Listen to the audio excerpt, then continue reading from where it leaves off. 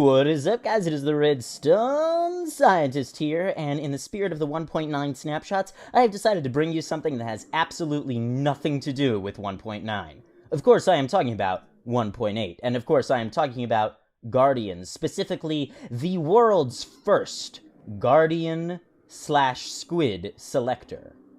So let me give you a brief demonstration. This is a room with no entrances or exits, but if I were to select Selection 1 and push this button, suddenly, from out of the blue, lasers start to appear and target a squid, and we fall back through to the same room. Curious, no?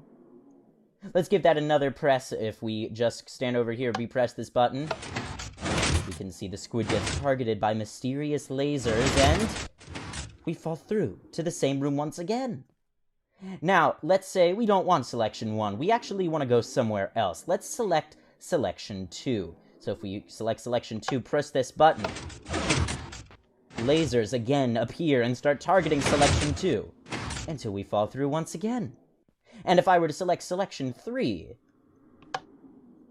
before our very eyes, lasers attack Selection number 3, and we fall through to the same room once again. Curious. Now, of course, obviously we are not falling through the same room. Obviously, I'm using some command block trickery to teleport us here, and you may have figured it out by now, but there are Guardians beneath here. As I said, it's the world's first Guardian Selector. And so this actually took quite a bit of figuring out, because I started out with, I'm not even sure if it's still over there, but I had all sorts of testing chambers with squids and Guardians trying to figure out exactly how do Guardians target squid, and when do they target squid? What position do they need to be in? So this is actually quite a difficult thing to figure out how to build in the most optimal place for aesthetics. But basically, what is happening is, depending on what I select, the Guardian thing is just a visual thing. Obviously, you would hook each of these selections up to something else, so maybe like a minecart selector or a railway selector, so that when you press this button, it demonstrates to you selecting one of these selections and then drops you onto the appropriate track, which would be pretty awesome. But taking a look at the redstone of this, obviously this is all survival friendly, other than the looping room aspect. The redstone is very messy, because I didn't need to make it compact. This is a brilliant locking safe item frame decoder design by somebody who I forgot their name. I'm so sorry, but I will put a link to the tutorial in the description. It is pretty much the best one I've seen out there. It's spam proof. And basically, we've got some hopper timers here, making sure that all the timings are as long as we can get them as perfect as possible to get the longest amount of laser time to each squid.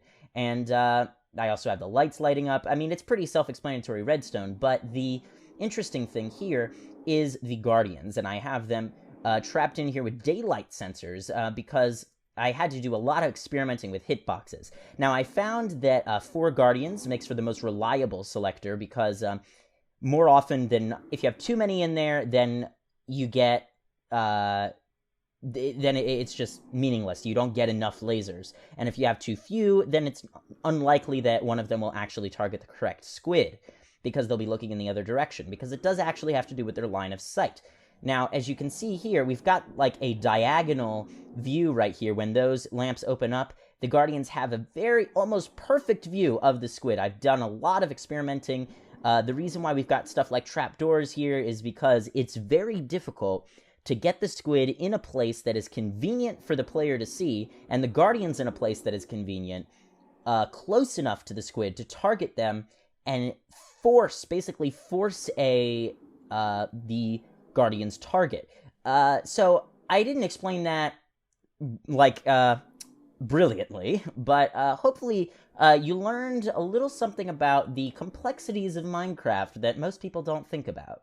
But anyway, guys, that is all I have for you today. If you enjoyed the video, please leave a like, a comment, or better yet, hit that subscribe button. Make sure to check out the jam-packed description for more science and the tutorial video that I forgot the person who made it. I'm very sorry, but please do check it out because it's a wonderful tutorial.